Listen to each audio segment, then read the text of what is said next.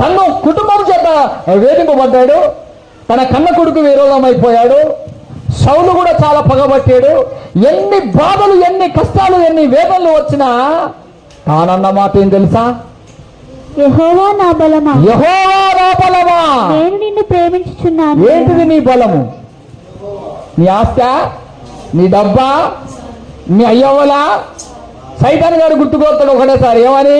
వాళ్ళందరూ ఒకటైండ్రే, నీకెవరు గతి లేరు కాబట్టి మళ్ళీ నువ్వు ఐగుప్తుకు ప్రయాణం చేయి. పిచ్చిది కాకుండా దయ్యం పెట్టింది అనేది అందుకే. నీ బలం ఎవరు? పాడే పాడు. నా బలము